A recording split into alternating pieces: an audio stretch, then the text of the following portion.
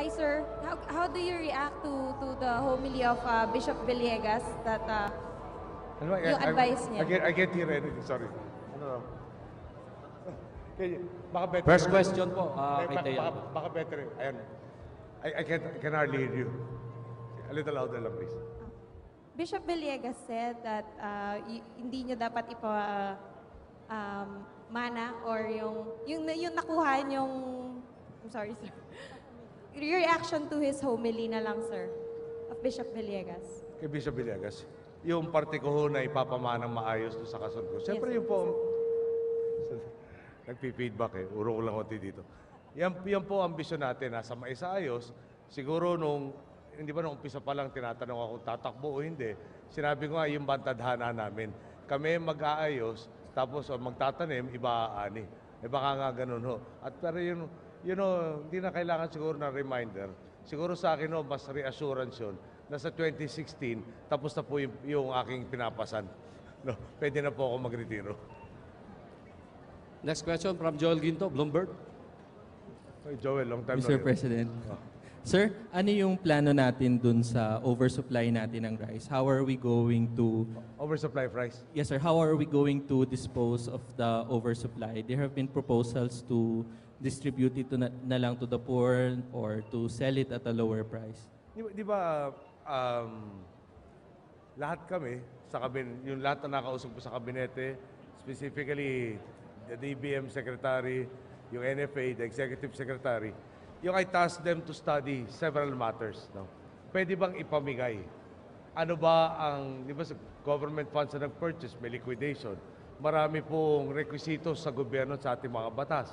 Gusto natin gumawa ng maganda, baka naman yung proseso hindi tama, may kasalanan pa rin tayo dyan. Yung sentimento po natin, kung meron ka nabubulok pa, dahil yung 208, maliwanag po yun, kung may nabubulok pa, mas kasalanan kung pababayaan natin mabulok. Kung ibebenta naman natin ng mas mura o ipamimigay, may epekto rin yan sa presyo ng palay o bigas na ibinebenta ng ating magsasaka. Na alam naman po nyo, sektor na nababawasan na dahil nga hindi na nakikita na doon doon sila pwedeng kumita. So, pinag-aaralan po kung paano ba natin mamimit lahat itong conflicting desires po natin ito. Pero minimum po niyan, sisiguraduhin natin hindi mabubulok yung mga bigas sa sobra-sobra. Sinabi nga ni Administrator Lito Banayon, hindi ba? Mas marami, yung tinataya nila ay mas konti ang naibebenta kaysa sa aktual na naibebenta. So doon nga ho, maliwanag yung surplus. Anong gagawin natin ho doon? Yun ang kailangan natin siguraduhin na nakalinsunod ng batas. Next question, Rose Miranda, Abante. Sir, ano po ang reaksyon ninyo doon sa sinasabi ng mga kongresista na unconstitutional daw po ang creation ng Truth Commission at ano po yung plano nyo para ma-resolve itong legal issues? Pangalawa po, buo na po ba yung composition ng Truth Commission at sino-sino po kaya sila? Yung composition po, meron nung 2 o 3 mga pangalan ng dumaan po sa atin. Hindi pa lang umaabot sa akin yung papeles. At syempre, gusto nga natin yung independence. So, si Chief Justice Nabidi po ang may responsibilidad. Siya po ang magnonombra ng kanyang mga kasama. Pati na rin kung nakita niyo yung executive order, nakalagay doon paano yung organization po nila. Yung makukunin na support staff, etc. Nasa kanila po mga kamayan. Yung sinasabi po ang constitutional, yung ilang kongresista nagsabi niyan, may opinion, kami po may opinion, ang huhusga ho kung sino ang tamang opinion, Korte Suprema.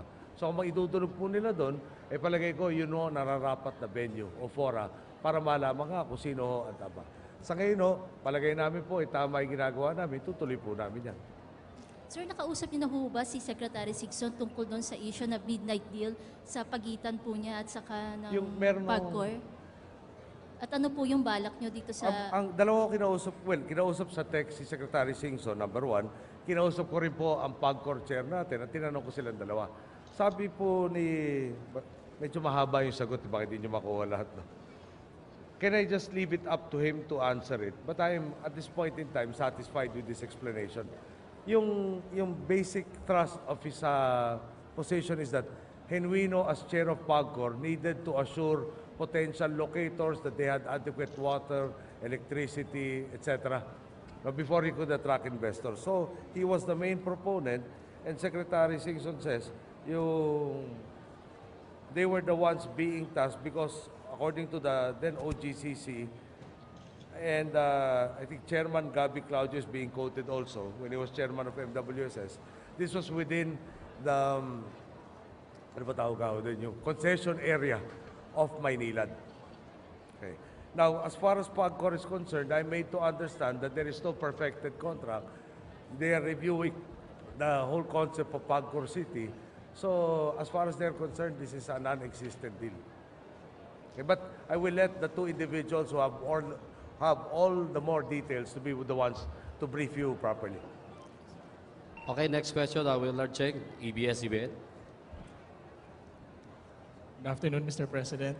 Sir, ano pong posisyon nyo doon sa pagbibitiw ng mga piloto ng Philippine Airlines that led to the cancellation of flights? Sinisisi po sila ng management for breach of contract. At may magagawa po ba yung executive dito?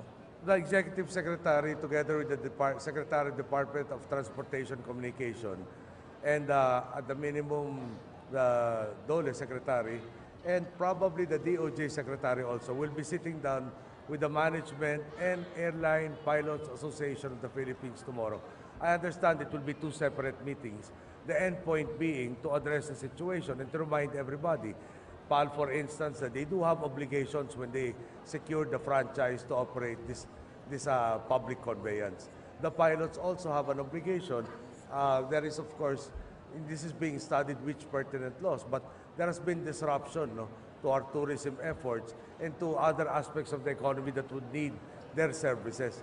If this is not warranted, then they lay themselves also open to appropriate charges. Hopefully, now we will be able to come up with a resolution so that the riding public is not inconvenienced and the economy does not suffer because of what is an intercompany dispute. Thank you, sir. Okay, last question from Vance Fernandez, Police File. Yes, sir. When are you planning to be at the Bahay Pangarap, sir? And my second question is regarding the EO Executive Number 2 midnight appointments. When will this be released and the final draft? And also EO on Communication Group, sir. The EO the communications group was finished last week, but we did want to make a point. That's why it had to take a backseat to EO1, which is the setting up the Truth Commission. So that is forthcoming. The one on midnight appointments has yet to cross my desk. Then Bahay Pangarap, I'll be moving in sometime this coming week. What day, sir? What day? Yung as soon as we are able to at least transfer my clothes. Okay, thank you guys. Okay? Sir, Thank you. another question, one for Ow. As for the International Chamber of Commerce ruled in favor of the Philippine government regarding the NAIA 3 case, the arbitration case of NAIA 3. Yeah, it's with a very intense delight that I was informed the other day that we had won by the dismissal of the complaints in that arbitration in Singapore. As you know, the devil is in the details. I am waiting for briefings on the details to move it forward so that NAIA 3 can be used to its maximum capacity in time, and we're targeting, in time at the very least, for the Christmas holidays. So just a quick follow-up. Based on the briefing given to you, tapos na ba yung legal obstacles, all the legal obstacles sa Yung pag-operate ng compensation NAIA 3? yata, I think, will also have to be handled. Pero it is significant that in both of these arbitration cases, they have lost, and the government and the people have won, and they are now, they're going to go back to our court systems to be guided under our laws. Mr. President, thank you. last question daw. Yung President natin, MP Mia Gonzalez. Para makabawi kami. Mia. Sir, what do you think of the advice of Bishop Villegas regarding your personal life, you and Miss Chris Aquino? Personal life sa akin. Yung sinabi niya po kanina na may you be our available bachelor president. I'll be seeing him a little later. I'll ask him specifically what he meant by that. Pero yung klaro naman sa akin, ang focus, I did take on this responsibility. I have duties and obligations to the people. And before, I think I've demonstrated in the past, before I embark on anything else, I finish with my duties and my obligations. I take full, I take very high consciousness my responsibilities and obligations. Sir, when he said na available bachelor president, ang ibig bang sabihin nun parang during your presidency, you're going to remain a bachelor? Yun ba yun? Alam mo, baka naman masyado natin sineseryoso yung parte nung kay Bishop Sok na yun. Kaya maganda itanong ko na rin sa kanya dahil baka naman bukas sabihin niya, kayo naman, ang mas importante doon yung iniwan na maayos sa iyo, kung pahirapan yung susunod sa iyo. Baka yun ang mas may buod doon, mas may saysay. And to Miss Chris, sir, yung advice kay Miss Chris Aquino. what can you say? Advice on? Yung advice kay Miss Chris Aquino. Can you have your thoughts on that? Siya po ay pastor, no? Kapatid ko naman po ay part of the flock. Yun na po siguro isa kanilang dalawa na ho yun. Thank you. Okay, thank you guys. Thank you, Mr. President.